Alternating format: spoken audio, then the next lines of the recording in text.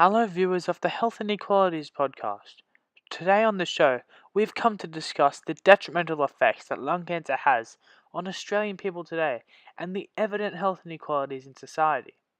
So, as we discuss this very serious and integral topic, we must also aim to discover what has caused these health inequalities and whether they are biological or caused socially. Lung cancer is the cancer of the lung and can be fatal, and it is essentially the unmanaged growth of deadly cells which spreads to other parts of the body through the process of metastasis. It is most commonly caused by smoking tobacco, air pollution, hereditary causes, and exposure to deadly gases. So, in order to gain a deeper understanding of this topic, we must consult Peter Bajanti and Jacques from the Australian Bureau of Statistics. It's good to have you here today, Peter and Jacques. Thanks, Corey. So, what are some statistics regarding lung cancer, and are there certain Australian social groups more impacted by the chronic condition? This year, almost 30,000 people have been diagnosed with lung cancer, 7,000 of these being male and the other 6,000 being female.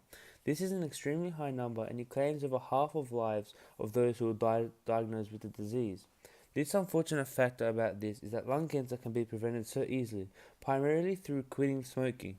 Also, lung cancer is the fifth most prominent form of cancer in Australia today.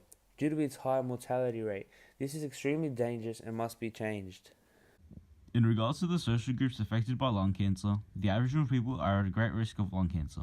In fact, lung cancer is the most common and fatal form of cancer in Aboriginals, specifically Aboriginal males today. Despite this, Aboriginal people are less likely to be hospitalised. This is due to their lack of education as a result of their general low socio-economic status. The average weekly income for an Aboriginal is $503 as opposed to a European Australian who earns $830 a week. This is obviously a major health inequality between the ATSI community and the European Australian community. I myself have been an Aboriginal health advocate for years now, and change is necessary. The Aboriginal people are in desperate need of medical assistance and in medical education. These are very confronting statistics, and it really goes to show the health inequalities between the ATSI community and the rest of Australia. Thank you for your time, Peter and Jacques. Now, in order to delve deeper into this topic and gain a further understanding of why the ATSI community and the Aboriginals are more prone to develop lung cancer, we must speak to someone from the Department of Aboriginal Affairs, a professional in this area. Hello, Adrian. How are you today? Good, thank you. I was just speaking to a member of the ABOS, and I was utterly confronted by the statistics he displayed about the rates of lung cancer in the Aboriginal peoples and the mortality rates of the disease.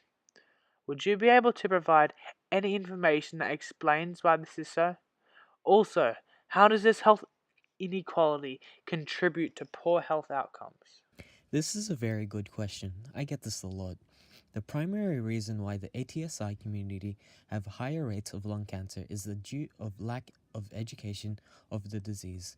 Due to their statistically low economic status, they often do not have the access to resources that may assist them. Hence, they often turn to smoking cigarettes as they are not fully aware of the effects, especially the long-term impacts.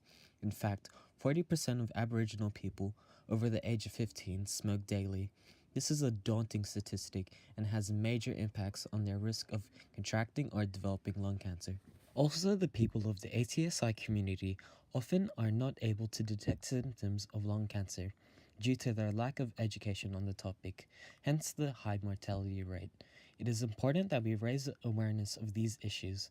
The next generation of the Aboriginal people of Australia must be educated and informed of the devastating effects of smoking. It is clear to see that health inequalities majorly contribute to low health problems and outcomes due to the statistically low socioeconomic status and lack of education and higher smoking rates. There are often poor health outcomes that often lead to more severe outcomes such as death. Adrian, this was very informative.